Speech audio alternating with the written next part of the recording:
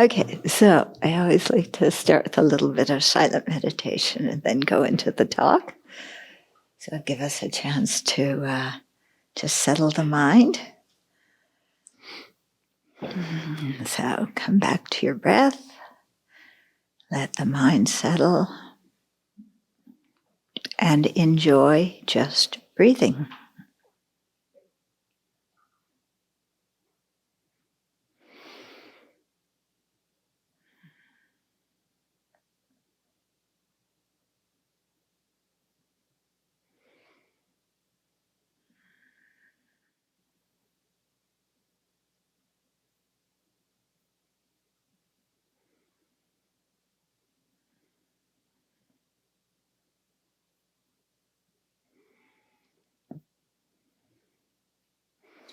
Then let's cultivate our motivation.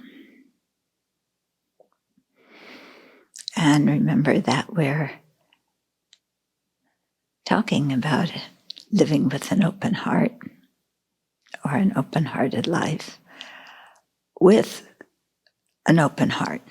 So listening and thinking about all of this with an open heart. So trying to leave behind our assumptions, our projections, our expectations,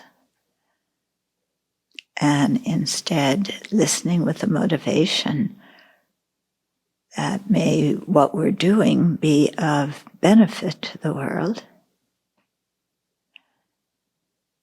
And so with a compassionate attitude, listening and then afterwards contemplating and discussing what we hear so we can progress along the path to full awakening and really be of great benefit to living beings. So let's have that be our motivation this morning.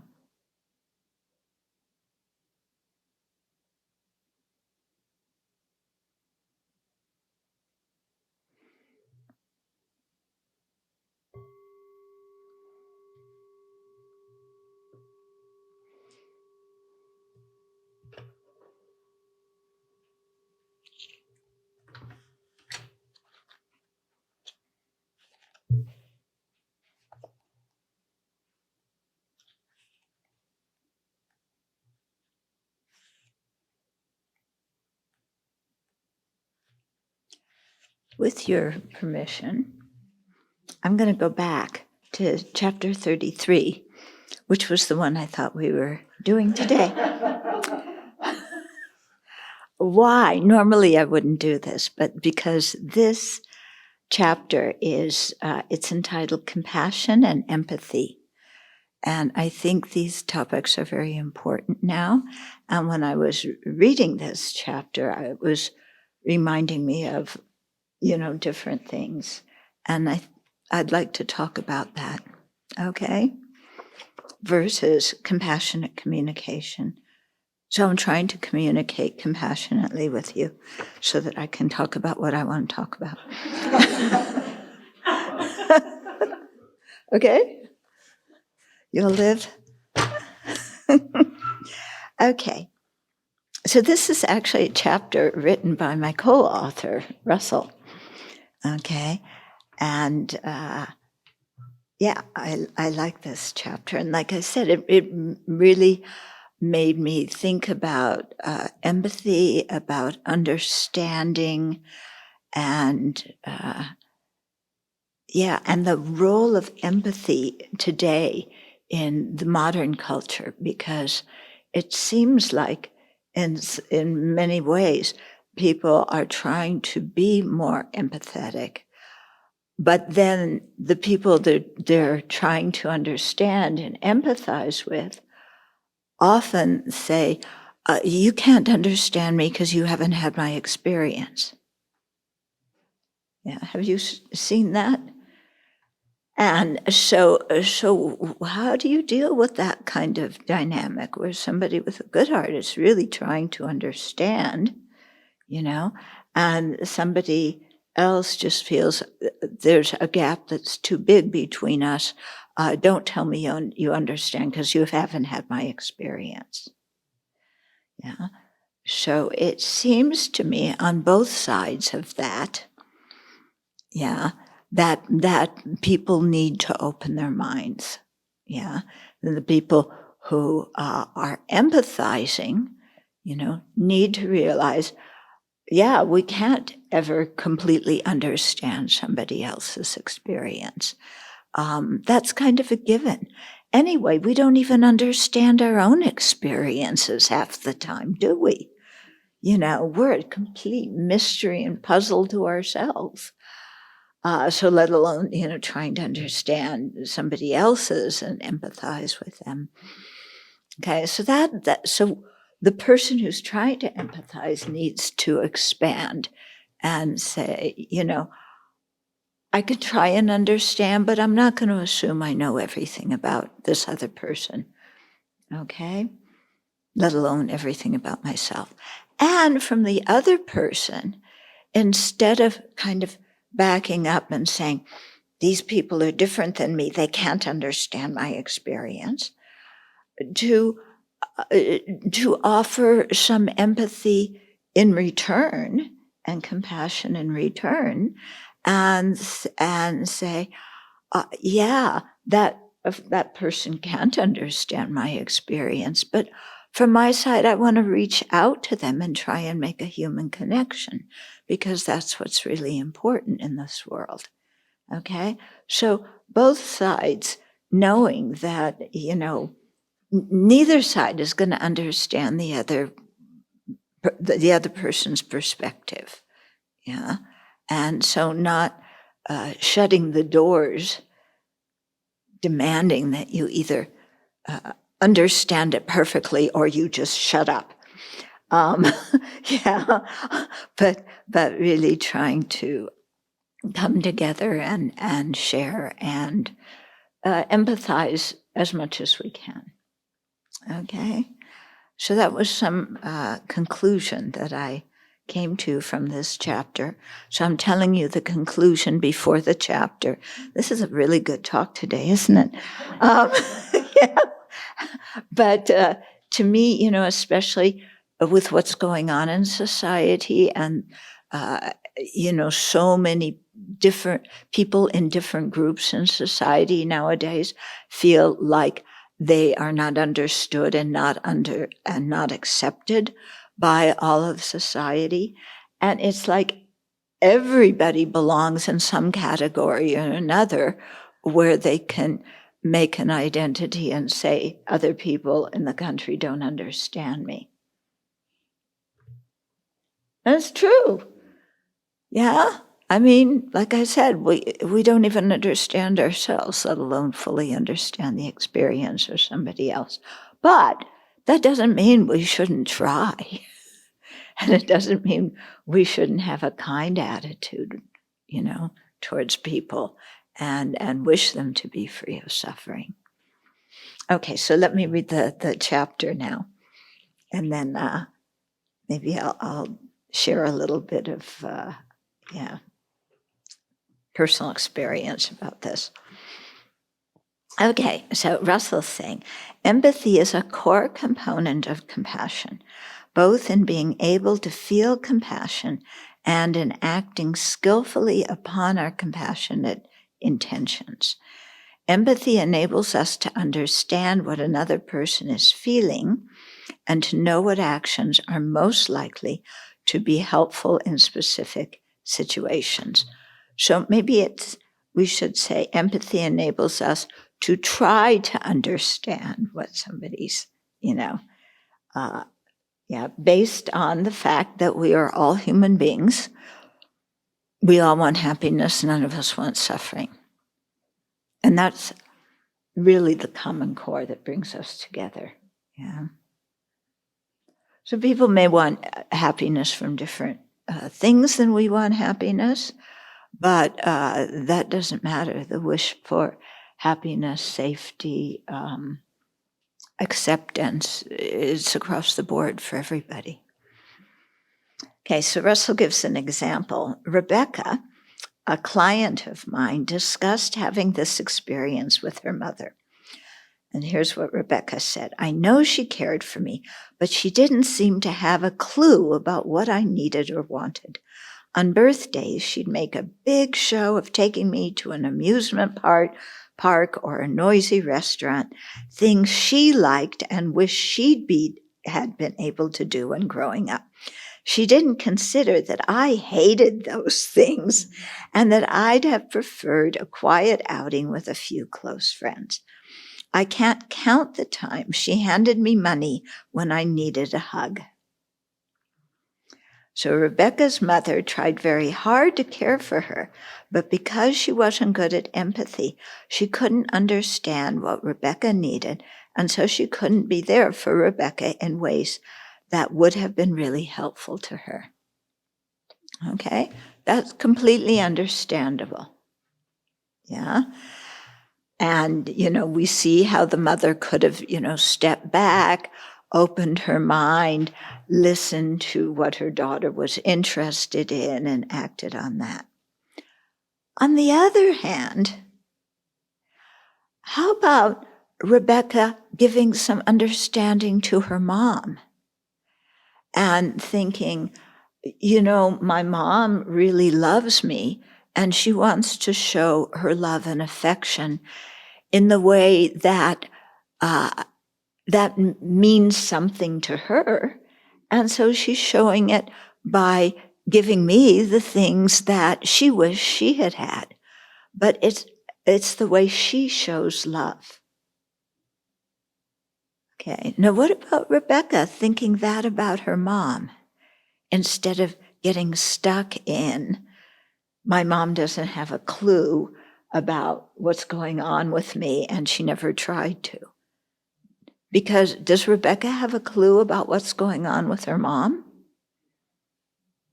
No, she doesn't, does she? Do you see what I'm getting at here?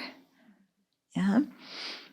So this, I know, was a real big thing for me growing up, as I spent years feeling my parents do not understand me, and they want me to be something I'm not, and da-da-da-da-da, And then after I met Buddhism, I realized I didn't understand my parents. So why am I complaining that they don't understand me when I don't understand them? And I never really tried to. I just expected that, well, they were the parents and I was the kid and I was the most important one in the world and they should dote on me and give me everything they want.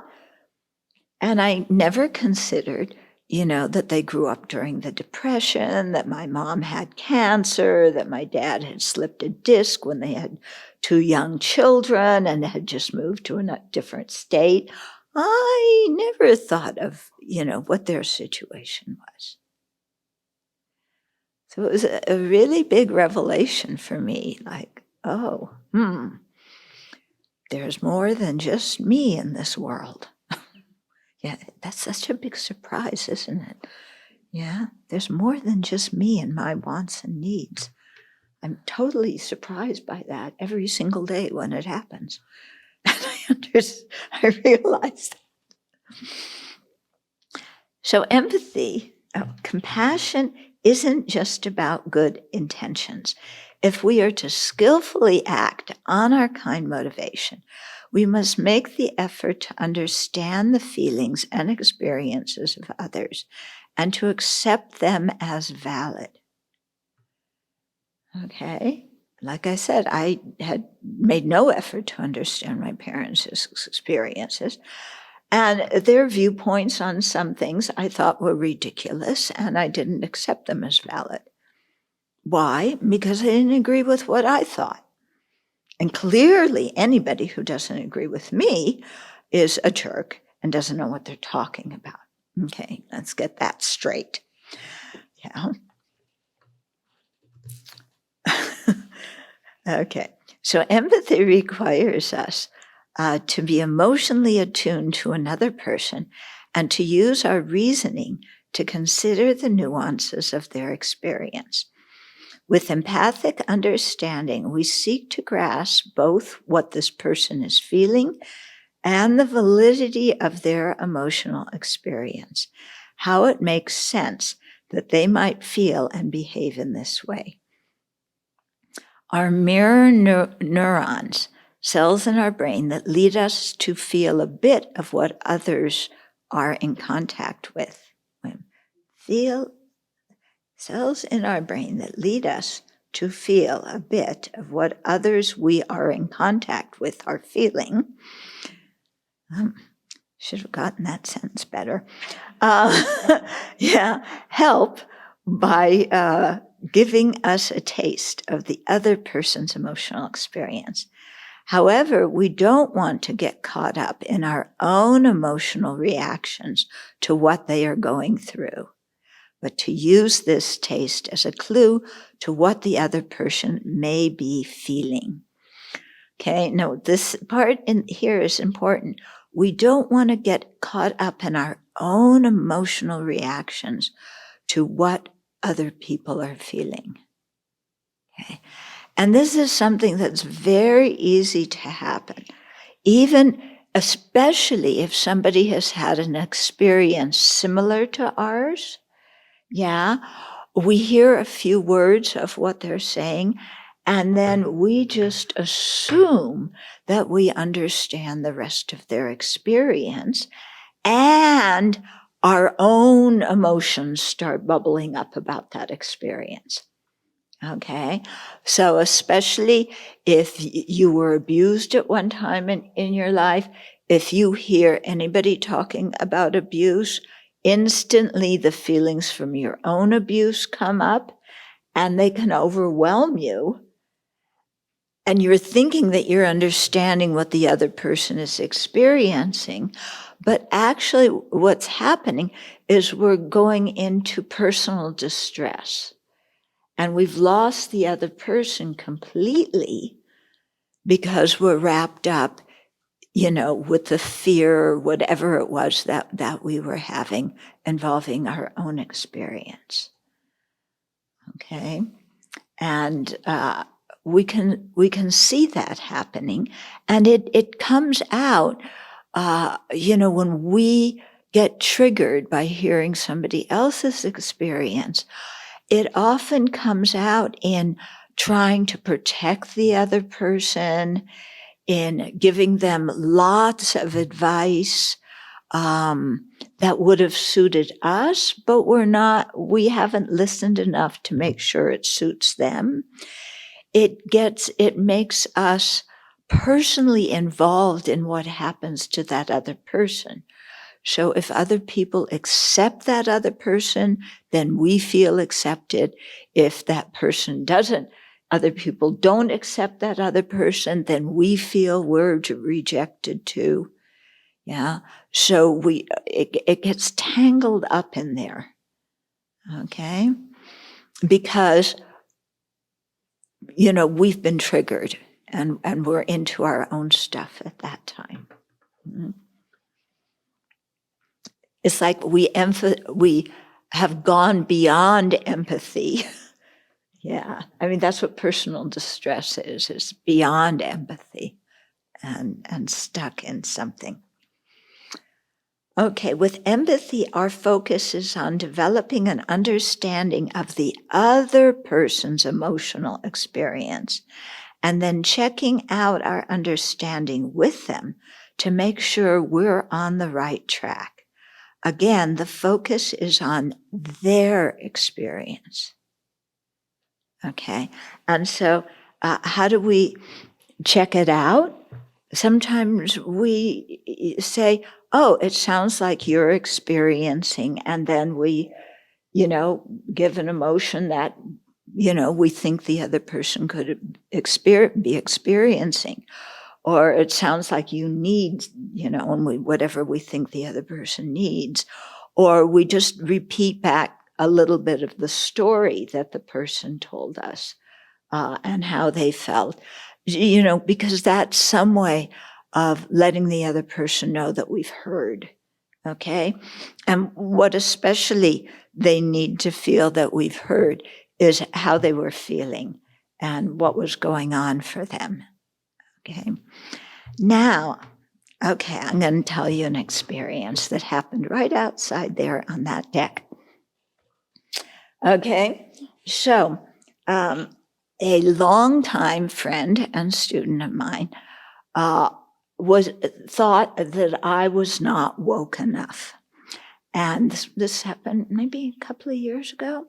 So I wasn't woke enough. And she was quite upset with me. And we were talking about it, okay?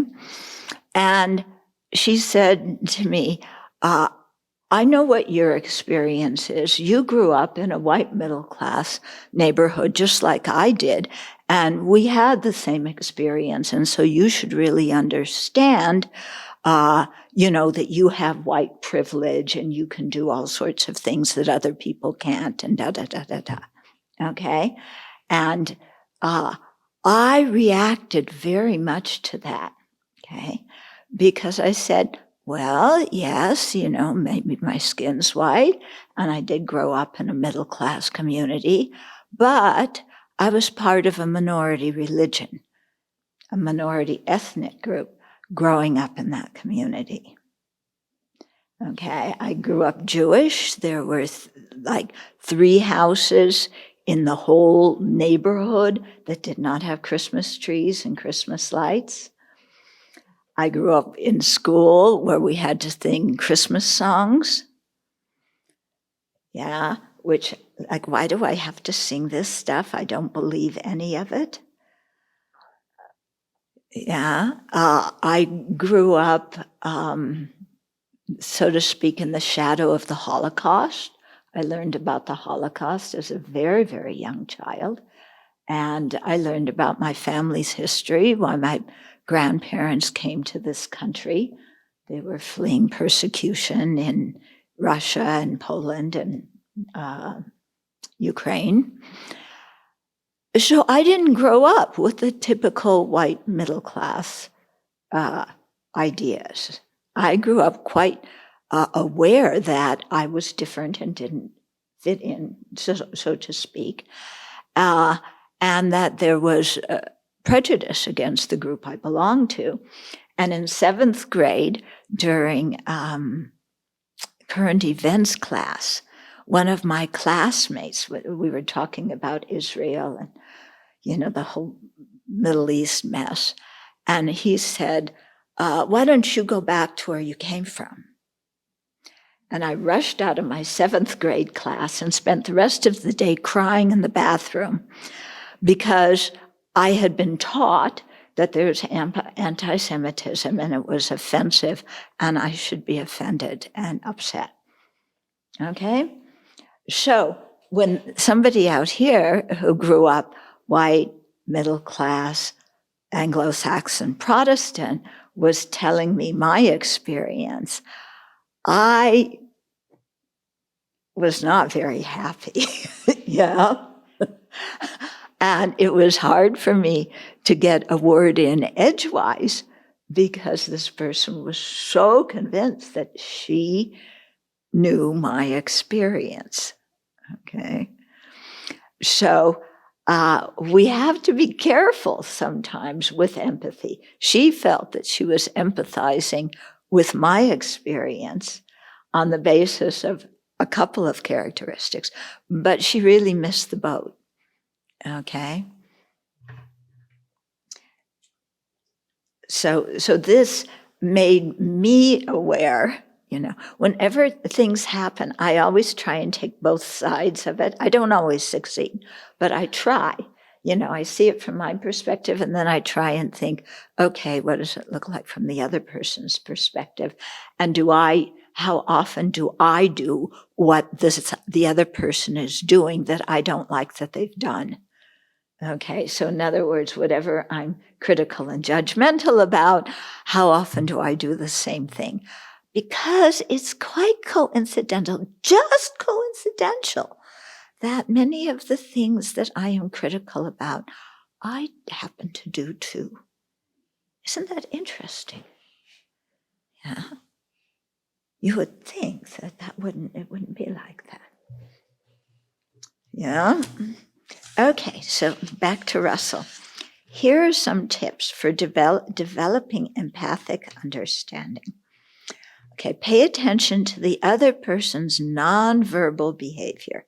What does their facial expression, tone of voice, and how they move or position their bodies tell us about how they might be feeling? And this is very important, and we can really gather a lot of information, about what's going on inside a person by watching their face and their body language. Yeah. And very often people are unaware of their facial expressions and their body language. Yeah. And you may comment upon something to them later and they, oh, no, I wasn't doing like that. Well, I saw, but you weren't aware. Anyway, we're not going to argue about that with the other person because it's not their experience and it doesn't do any good to point that out.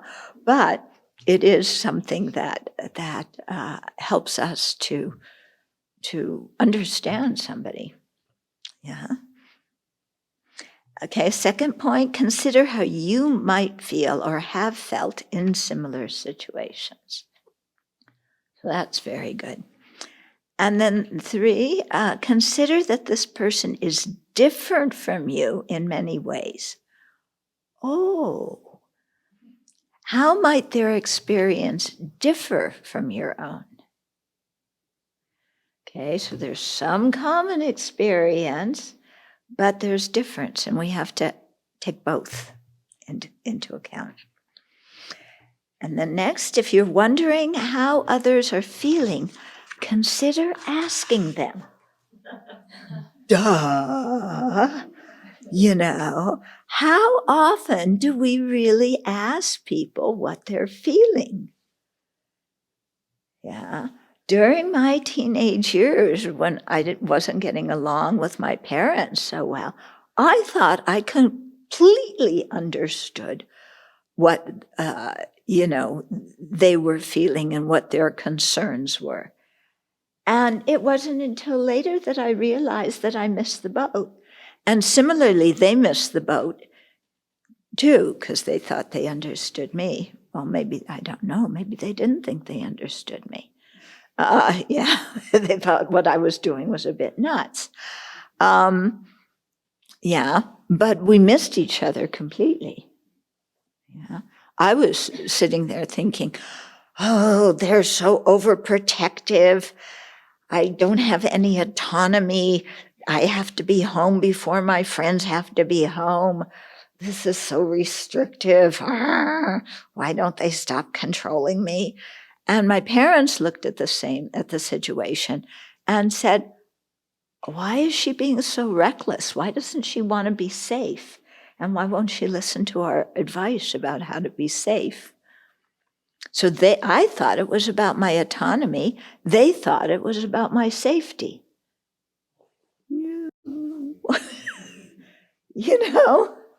And how many times in relationships with other people have we missed each other because we haven't figured out how their experience is different than ours? Okay, so consider asking them. Yeah. Often the simple comment, I'm wondering how you are feeling about all of this, will lead others to tell us exactly how they feel. And at that time, we need to shut up and listen. Okay? And it doesn't matter their tone of voice, their volume of the voice, or how many times they repeat it in case we have short-term memory loss. We have to listen. Okay? But, if we can see through all of that stuff and not take it as a personal attack, but have empathy, realizing this other person, doesn't feel understood at this moment. And, they have needs. And right now, I need to be quiet and listen to what's going on with them.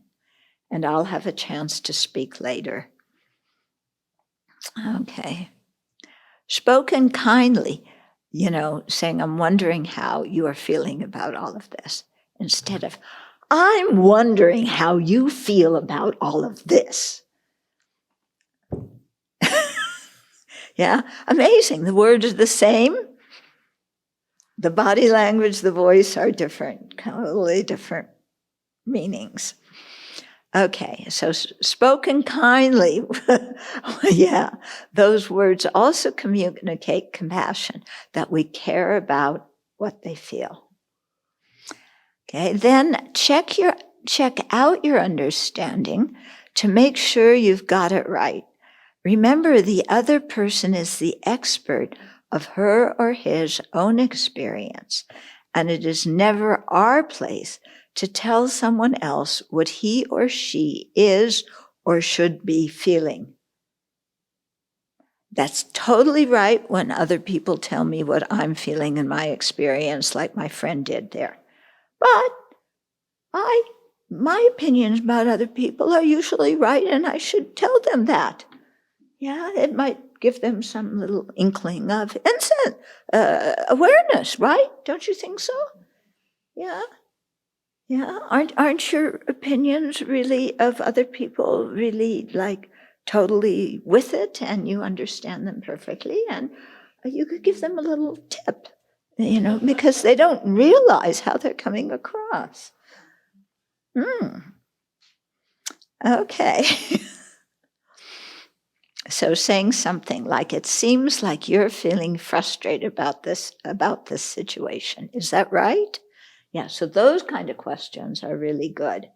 Instead of, you're feeling frustrated because you think I'm blah, blah, blah. Or you're feeling frustrated because you're always biased. Or, so just, it seems like you're feeling frustrated about this. Is that right? And then it gets them to open up how they're feeling. And you can then explore with them what is the trigger for them. So as a therapist, and this is Russell speaking, almost never say the phrase, I understand, to my clients.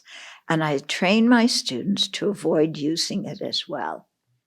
So I have one Dharma friend, another nun, and I don't see her so often, but when I see her, we talk about different nun things.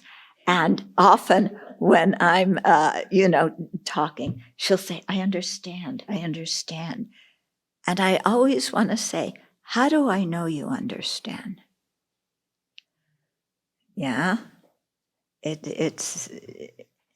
yeah. So Russell doesn't say that, and he trains his students not to say it. Why? This phrase sets others up to think, you don't understand at all. How could you? You're not me, and you haven't been through what I've been through. And they'd be right. Mm-hmm. Instead, my goal is to make my best attempt to understand their experience, and then to demonstrate my understanding by checking it out with them and responding helpfully and appropriately in our interactions. Okay, instead of saying, what you're thinking is just stupid. Yeah. Okay, when it comes to understanding the emotions of others, it can be better to show them than to tell them that we understand. Okay, how do we show them we understand? When we're listening, we lean forward. Okay, and we have and we have a mental state that's interested in what they're saying, and we show that. Okay, we don't sit like this with our arms crossed, leaning back in our chair. Yeah, tell me how you're feeling. That's really open to good communication, isn't it? Okay.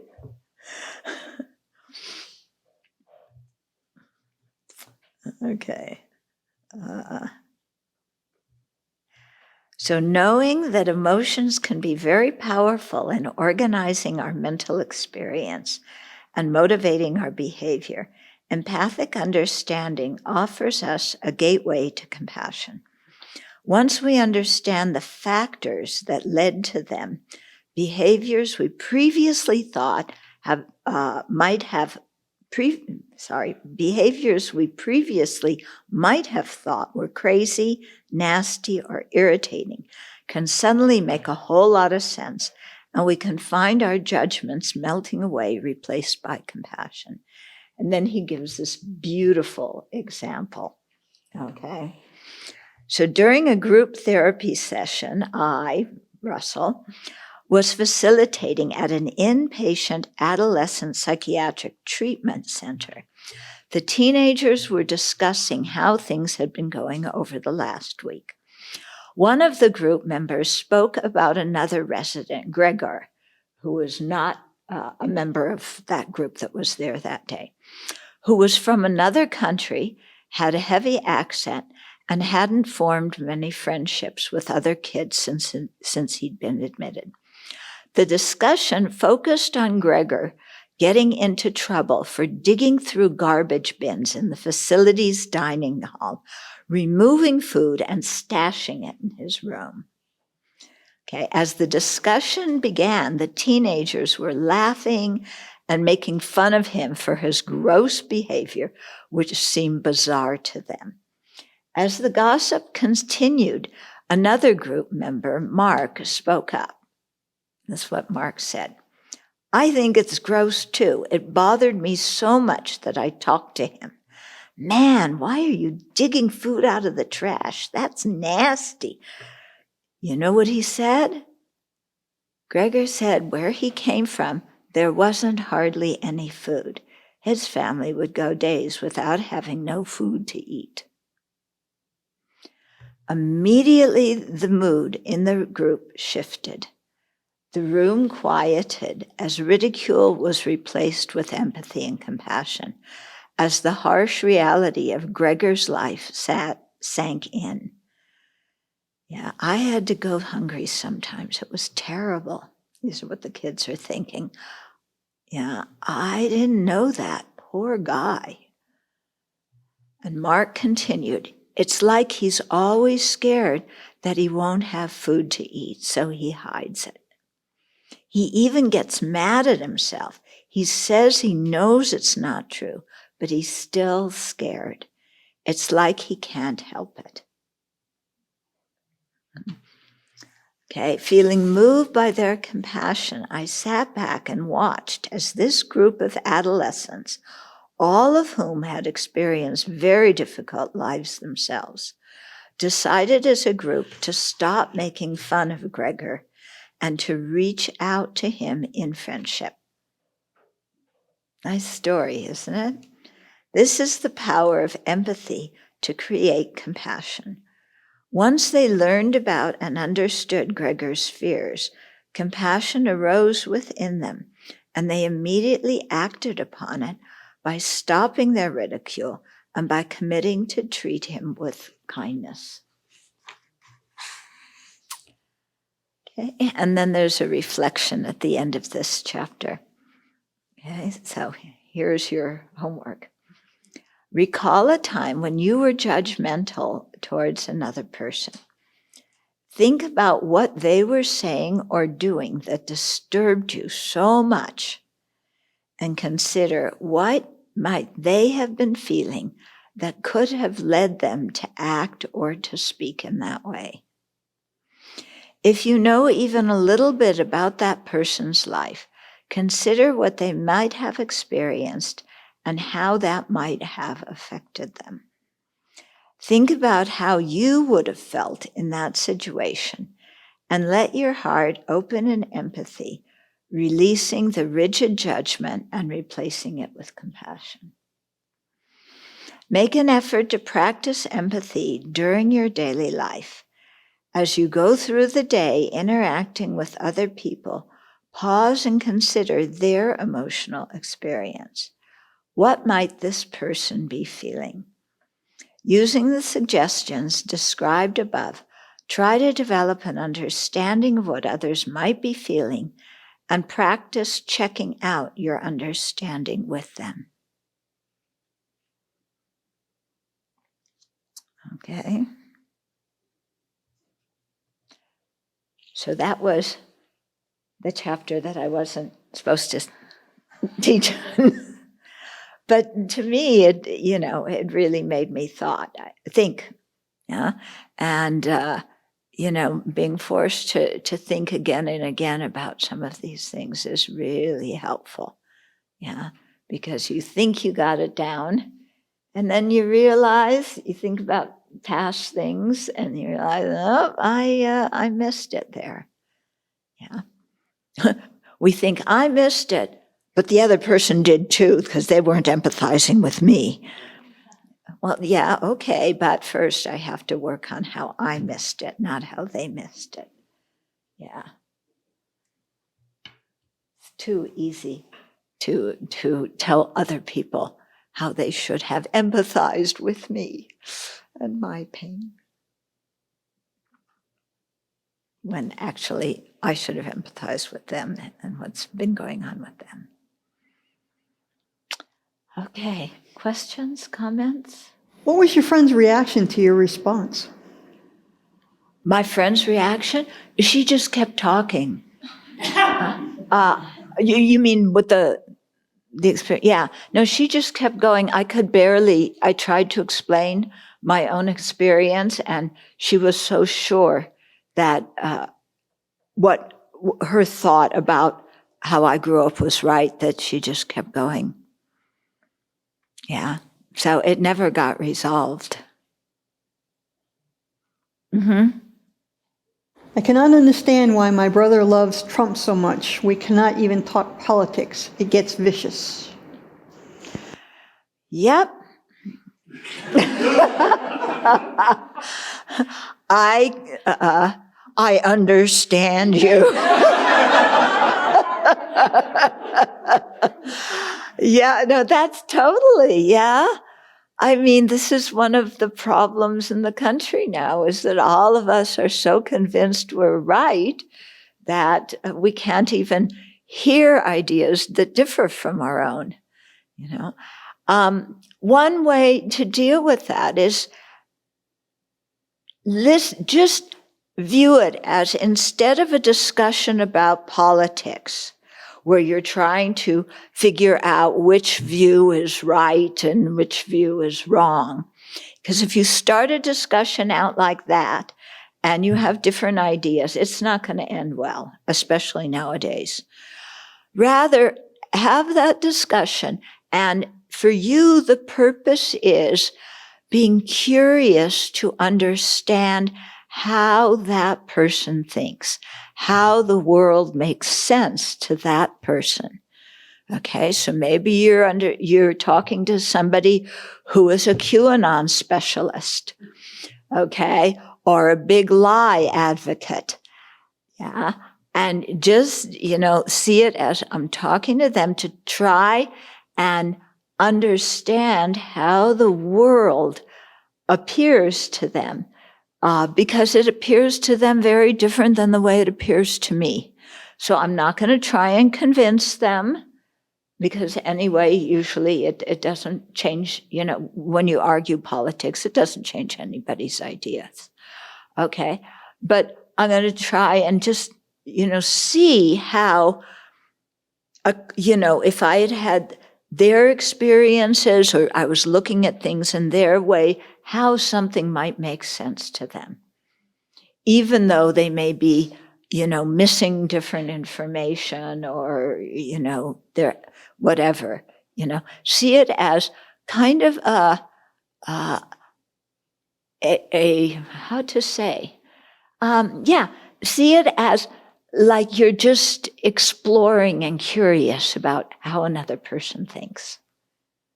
Yeah, because often in political discussions, we say, I just can't understand how somebody can believe that, such and such and such is going to happen, or such and such happened. They're so out of my, how can somebody think like that? Well, now talk to that person and listen, and you'll maybe understand how somebody can think like that. Yeah.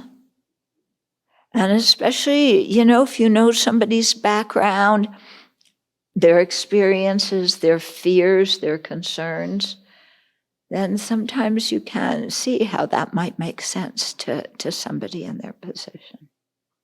I've been struggling a lot with that myself too. And what I've really come to focus on is get below the level of what they think and what their thought process is and what's the underlying emotion. And it's the same on both sides. It's fear. Yeah. Different experiences and different runaway thought processes will focus that fear on a different boogeyman. Yeah. But it's still, it's fear It's under still the whole fear, thing. isn't it? Yes. Very true. And that's the kind of conclusion you come to when you really listen to why somebody else thinks with their argument about why they're doing this or that. When you really listen, then you realize what's really feeding it. Yeah. Because it's usually not so much the thoughts as much as it is the emotion. Mm-hmm. I was appreciating as you were reading that Russell was very careful to use the phrase how someone might be feeling, or someone might be responding to what you're saying, because I know I have done this myself, and I really react when someone really trying to be empathetic tells me what they see on my face as if my feeling. You're feeling this. Mm-hmm. And I'm not very receptive to that piece of information usually. Yeah. But I know I've also done the same thing. So that, to even within trying to practice developing empathy, holding the space to know that even what I'm guessing is still a might. Yeah. They might be feeling this. Yeah. So to ask the question, as you said. Right. Yeah, to ask the question. Sometimes our guess is correct, but the other person doesn't want to admit that they're feeling that. Or doesn't know you. Yeah. Or they aren't even aware of what they're feeling. Yeah. Mm-hmm. What were your guesses behind your woke friend's discomfort and wanting you to change? I think it might, I'm not sure, but I think it might be that she saw me as her spiritual teacher, and so she wanted me to be the most woke person in the universe. Yeah, she needed me to be that epitome of wokeness. Yeah, but wokeness to her meant a certain thing, and I came to wokeness from a different route, than she did. But I think that was one element. Another element from talking to other friends is that she had been part of another group that was doing work, social engagement work.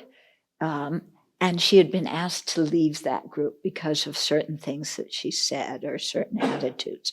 So I think she was probably feeling hurt about that because it was a group that very much advocated the kinds of social changes that she wanted to see, which I also advocate.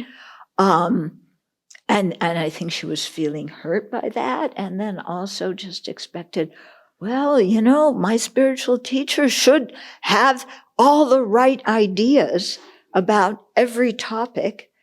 And as we all know, right ideas means what I believe in. Yeah.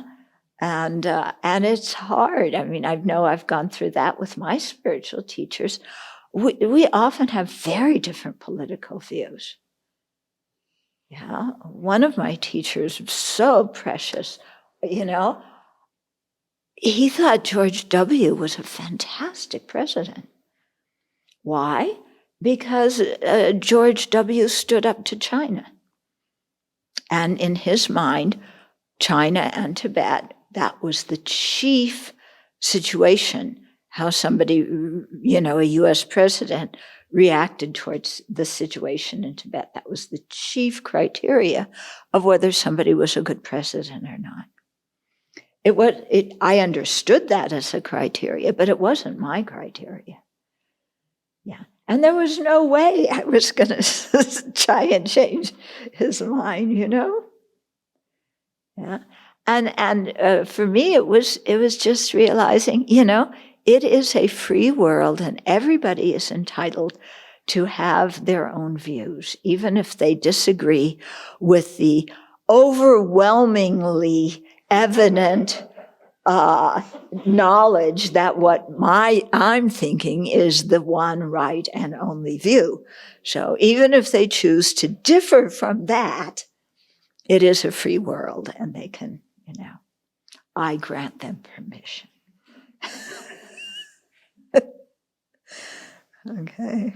I guess this is more maybe just an observation or a possible observation, is that when I've been trying to work with gaining some understanding of another person's emotional framework or landscape, there at times there's this kind of a background feeling that comes with being in certain communities that I don't think is acknowledged very often. And one of those is shame. For instance, perhaps even shame that your great-grandparent was a slave, or your great-great-grandparent, or that your whole community was wiped out by white settlers, for instance. And so, because that might indicate some weakness and lack of ability to protect yourself, and coming from the side that lost. And so that shame is sometimes hidden with a real layer of, I feel weak when I talk about those feelings. I feel vulnerable. I don't know if that's helpful, but I'm starting to see some of that when I'm trying to pay attention. Right. Yeah. And what's interesting is that feeling of shame can go on both sides of it. Some people feel shame because their grandparents owned slaves, or because their grandparents rode with, Andrew Jackson and the Trail of Tears and everything. So, it's very hard to know people's backgrounds and who feels proud of their history, who feels ashamed of it, who feels angry that they weren't treated right. Because you can have one situation and many different emotional reactions to the same situation. Yeah. So it's really kind of amazing that we ever understand each other, isn't it? When you think about it and the possible ways people can understand different things, because often when you take the time to talk to somebody and why they feel what they feel, it's like, oh my God, I never thought that somebody could put the pieces together and come out with that conclusion. Yeah. And so that, it's always,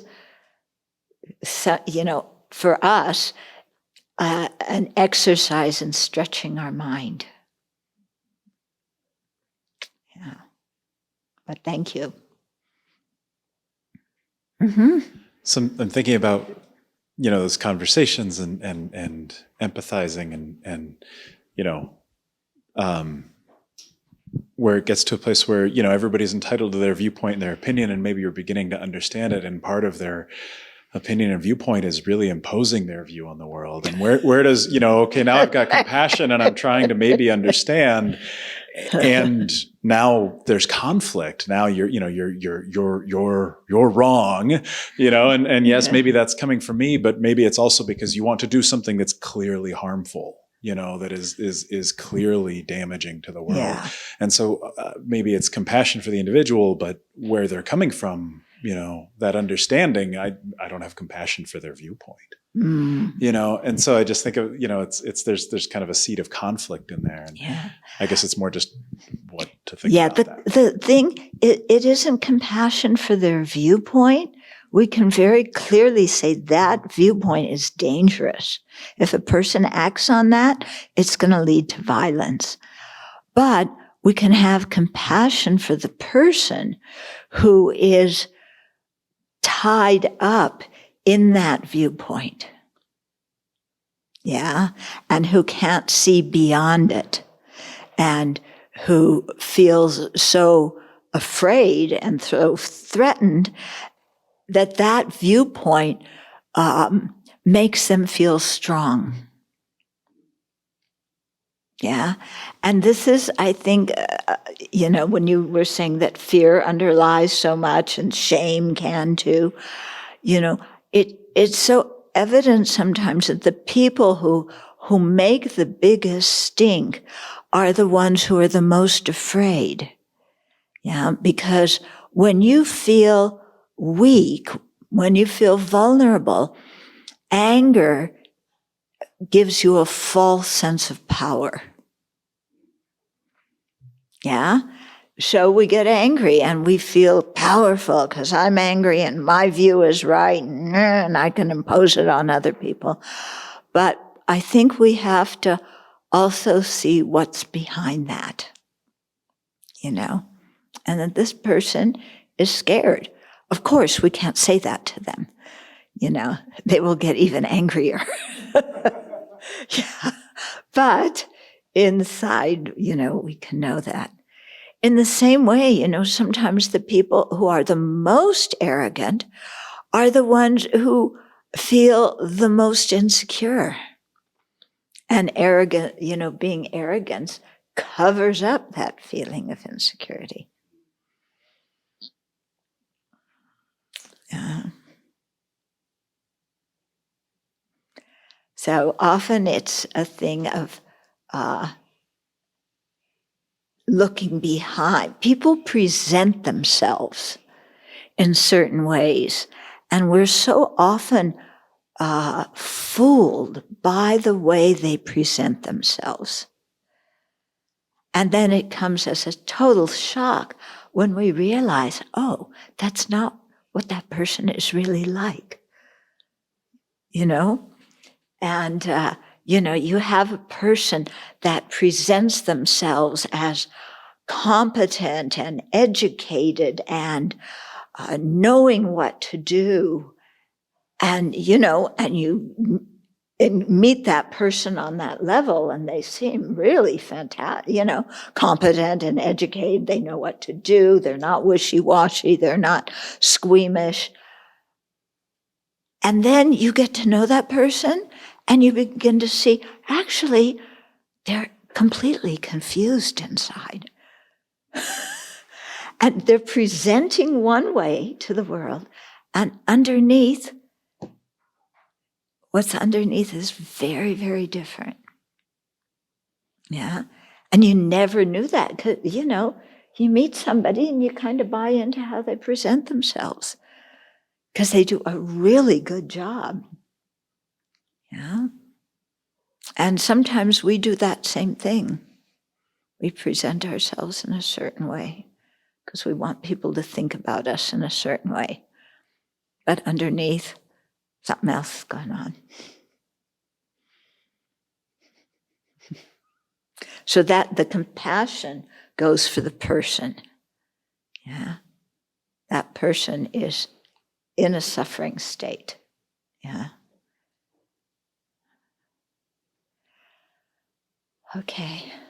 So I think now you're all suffering because it's 5 minutes past lunchtime. So out of compassion.